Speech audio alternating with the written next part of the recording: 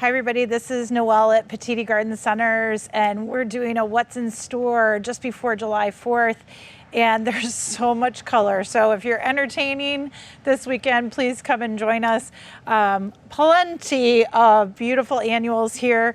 This one I wanted to show you, this is Pentas, or starflower, Egyptian starflower, sometimes it's called. They produce these beautiful clusters of 5 pointed flowers, and the butterflies love them. This is a very common plant or annual plant that you'll see when you go to a butterfly garden or butterfly house. They'll have pentas around. So reds, dark pinks, whites, they're absolutely wonderful, especially for those hot sunny areas. They can take a lot of sun. And then right behind them, I love these two together. This is bee's knees. I've talked about bee's knees petunia before. Gorgeous yellow funnel flowers here. Lighter yellow on the outside, darker yellow on the inside, but they don't fade. They always look this color in the sun, and they're gorgeous. They keep on growing and filling and trailing and self-cleaning. So that's always a great petunia if you're looking for some nice, beautiful yellows out there for the sunny area. These guys I wanted to show you, and Taylor will pan through here, but there's some new salvias, and we were talking about salvias not too long ago, but these annual salvia types are super showy as far as the flowers are concerned, and the flower spikes and the bracts that the flowers come out, so they always look like they're in color. And then look at their habit. They have this strong upright habit. They really kind of fill out and have this nice strong vase-shaped look, but absolutely gorgeous. And Taylor, this one is unplugged pink, even though it has, to me, a little bit more of a violet tinge to it. And then look at this one. Oh my gosh. We were talking about this one. So again, another unplugged, no, I lied. It's called Rockin' Blue Suede Shoes. I can't keep the names all straight here, folks. I'm so sorry. But look at the habit. Same thing, really strong, vase-shaped habit, really dark bracts, and those beautiful blue flowers. Absolutely gorgeous, of course. Great hummingbird plant, great pollinator plant, always with the sage family. And then I love this one. Look at this. Oh my gosh, beautiful tall blue stalks. Very, very thick for a Salvia farinaceae. There's a little sweat bee that wants to get in there right now while I'm talking about it. But again, for the salvias, really good for full sun.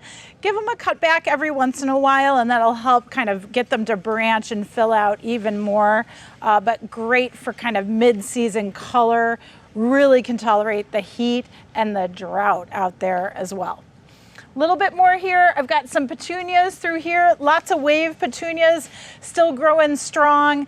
You know, will trail over, will self-clean. Do they need a little haircut? I always say after the 4th of July, go out there and take clean, sterile scissors or pruners and go ahead and just take a couple inches off. And you can go ahead and sort of trim all the way around. We have a video on it, don't we, Taylor? And trim all the way around, water, fertilize, and they'll be back within the week. And you'll start to see all new flowers fill out again, and the habit will stay nice and tight for you. So if you want it a little bit shorter, a little bit more compact, or you just want it to fill in the center, don't be afraid to cut things back. When you deadhead, that's always gonna invigorate the plant, get it to fill out more. For the shade, if you're still needing some color, check out the begonias. They do so well. These are Riger begonias, a little bit more upright, smaller flowers, but very profuse.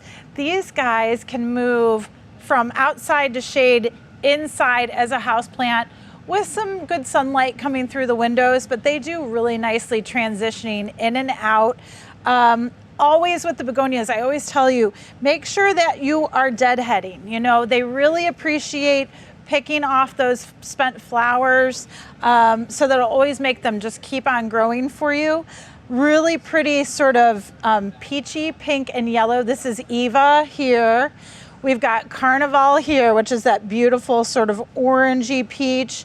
And then look at this passion red. It almost looks like small little roses on this Taylor. It's absolutely gorgeous. And then if you look behind me, this is all Kong Coleus, like King Kong. The reason it gets its name is it gets some very, very large leaf development on it. And believe me, look at it, it's stuck in a quart-sized pot. But if you were to plant this in a planter, it would fill a 12-inch planter, no problem, just one plant. But the leaves are absolutely gorgeous. There's like 3 different varieties, 4 different varieties, all different colorations with the leaves. This is a true shade Coleus, so they really do prefer to stay in the shade. So keep them there and plant them with your begonias and your impatiens just to get some really beautiful foliage color here. I'm going to tell you, this one is Kong Rose, so beautiful rose centers on these leaves, but again, the leaves just get bigger and bigger and bigger. So we'll have Taylor kind of pan through here. This one's Kong. Whoop, I picked out the one that was kind of getting shaded more. Lime Sprite, beautiful burgundy in the center there of those bright green leaves. And then let's look at this one. I like this one. It's a little bit more ruffly. Let's see. Kong Red. So you definitely get a deeper burgundy coloration on that one. I usually know all these. Kong Mosaic. So look at the modeling on that plant. So do try the Kong Coleus with your begonias. I think they're a great shade combo. We've moved outside to the perennial area in shade, and I wanted to show you the Astilbe. And this entire bench is all Astilbe Visions. So it's the Vision series. It is a Chinese Astilbe. So that actually means that they are one of the later blooming varieties of Astilbe. And they're super thick. Look at these flowers. The panicles that they grow on are like a spike, but then you have branching flowers off of that panicle. And the foliage is fairly low to the ground, but is really, really coarse and cut leaf. Has a really great texture, like a ferny texture to it, but also it makes them fairly good as far as deer resistance because of how coarse that foliage is. So check them out. We've got Visions in red, which granted has a little bit more of a raspberry look to it. Visions in pink, and Visions in white. So all beautiful, but again, just great plants for shady spots. They can take the moisture as well, or would prefer to be in evenly moist to just slightly dry areas. But oh my gosh, they give you so much color in the shade. And they look beautiful with the Hosta, which are starting to bloom now as well. So Taylor will kind of give you a little look at the Hosta flowers. I'm always gonna love Sum and Substance. That's one of our biggest ones. Beautiful lime green leaf, just great plant. So, and then look at all the other Astilbe. There's so many different varieties. But if you're really looking for kind of summer color in the shade, that's really the best way to go, besides adding your foliage plants like your coral bells and your hosta. I think it's really a winner out there in the shade. So Privet Winters has really gone crazy with the daisies. Sorry, not to rhyme, but there's so many beautiful varieties, and right at the end of June, beginning of July, you really start to see the Shasta Daisies out there, also known as Leucanthemum. And they're such a great plant. Really, any of your daisy family is going to be great for pollinators. We've got some sweat bees, and we have some flies around right now as well. But look at all the different color and variety that you see here with these daisies. Banana Cream is a beautiful sort of primrose yellow petal, doubled, and then of course has that deep golden eye to it, a little bit more compact. But with these proven winter daisies, you see a lot of buds being developed underneath. So as you cut, more will come, and they just produce side shoot after side shoot as you keep on cutting into the plant, so they'll continue to bloom and develop for you. Daisy May is a basically, well, she's not a single anymore. She used to be kind of a single petaled. She's got 2 rows of petals, bright white like a normal Shasta Daisy, beautiful golden center as well. Nice compact habit, probably around the 18-inch mark. No taller than that really, but again, great cut and come again type perennial Shasta Daisy. This one is new. This one's called Marshmallow. And you can see pretty fluffy. All those petals are kind of have sort of a shredded look to them, but very unique in the garden. So that might be something that you're interested in, Marshmallow. Or look at this one. I kind of like this one. It's sort of like a spider mum almost. This is Spun Silk. And again, has like 2 layers of petals that have sort of been fringed on the outside and those beautiful golden centers, growing a little bit taller in the garden. You can tell here in the pots. And I always mention things can stretch in pots as well because they want to be planted in the ground and in the garden. But Spun Silk is going to be a little bit taller for you as the daisies go. And then look at behind there. So this is your garden phlox. This is ultraviolet. Oh, I lost it. Luminary ultraviolet. Oh my gosh, guys. Taylor will show you the name. But look at the combo here. Darker foliage, beautiful, deep, almost deep fuchsia, magenta, purple color. And then look at that with the daisies. Oh, it's lovely. Awesome combination for sunny spaces. Daisies, fairly dew resistant. Watch out with your phlox. They might nibble and take the tops off, so just be aware. We are in Stella's department, and we always talk about Stella because she's got so many cool combos. This is not actually on her runway, which I can't believe it, but this combo I am loving right now. We have the fringe leaf delphinium. So this is actually Summer Nights delphinium. That electric blue, and this is summer blue. So if you like the sky blue or you like the electric blue, they both look fabulous with this plant. This is a heliopsis or a false sunflower, and this one's called Punto Rosso. And it is so cool. And again, anytime you can get the sunflowers into the garden, it's always going to be beneficial for the pollinators. Again, they're in the daisy family, of course, but sunflowers, again, have a lot of pollen, a lot of seed, a lot of nectar. So again, always good for the wildlife out there. But look at the dark stems on Punto Rosso, beautiful sort of golden yellow, and even has a little bit of orange, red, burnt orange in the center eye. It's so cool. So for sunny spots, look for this combo. I think you'll really enjoy it. And I think with these guys, these types of delphinium, they really only grow about 18, 20 inches tall, so you don't need the staking on them. That's the nice thing about the more compact varieties, that they really do work well and not as much maintenance as the taller ones. So don't worry about the stake with those. So July is hydrangea time. And I wanted to show you, I don't think we've ever had so many lace cap varieties of hydrangea. And I just wanted to show you a little bit different selection here, because I think everybody knows the big mop head macrophylla types, but the lace cap types are fun. And I think that they are very attractive, or maybe even more attractive to pollinators, because they have both very, very small flowers, true flowers, and then they have the big petals usually on the outside, which are the sterile hydrangea flowers. So there's lots of nectar and pollen in here, but it's usually in those little teeny tiny lace cap flowers in the center. So I wanted to show you, this is Tough Stuff Red.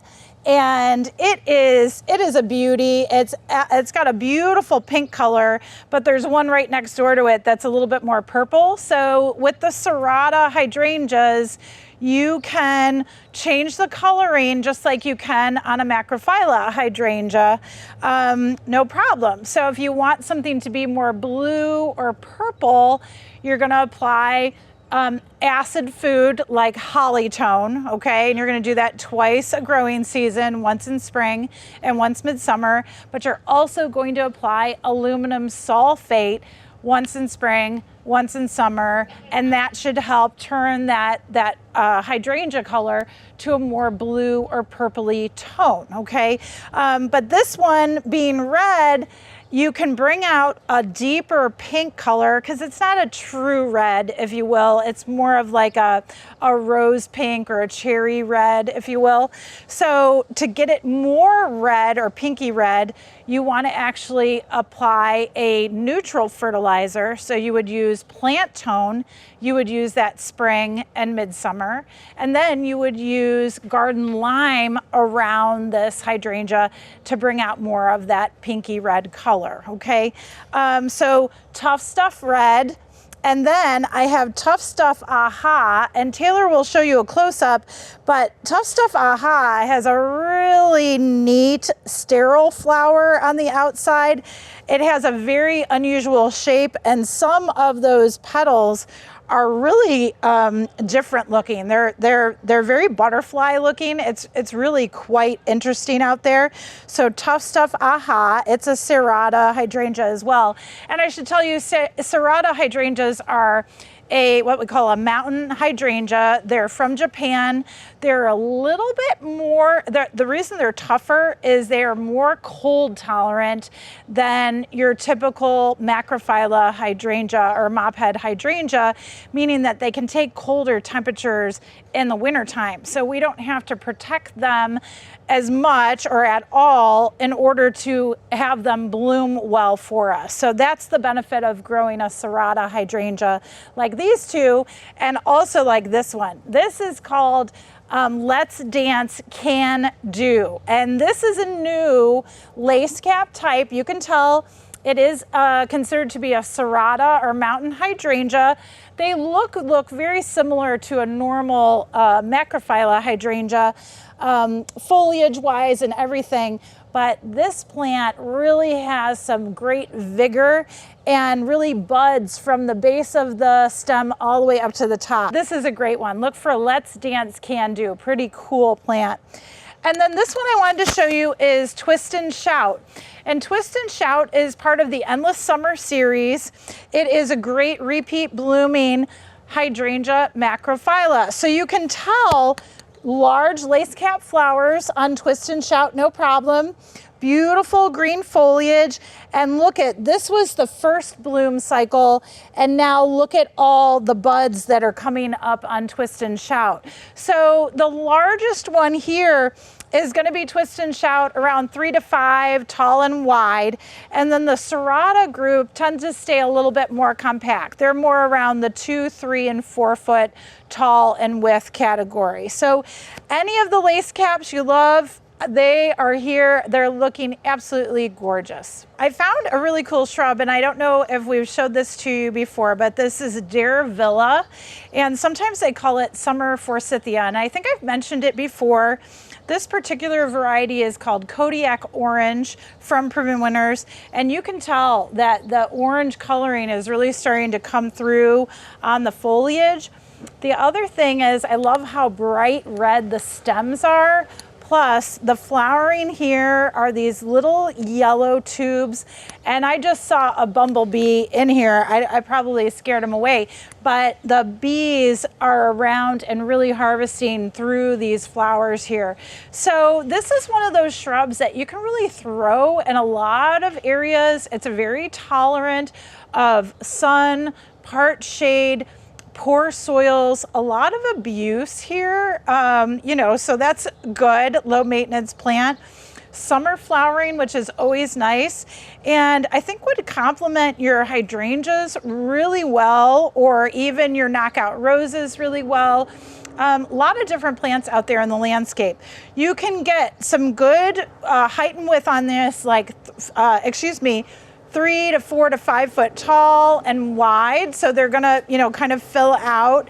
But beautiful, beautiful plants, and again, not well known, but I think once you start growing them, you'll really appreciate how easy they are. And there's a couple other varieties that again just have different foliage color and development, so take a look at the Kodiak series or any of your Diervilla. One more shade combo that I wanted to show you all, and I think these hydrangeas are absolutely gorgeous. This is a hybrid hydrangea, so it's actually a hybrid between a Serata and a Macrophylla, and this one is called Let's Dance Ariba. And it is obviously a true mop head. Look at how large these flowers are. Beautiful pink coloring here. They can be changed again, pink or blue, just depending on what you like, as I described earlier.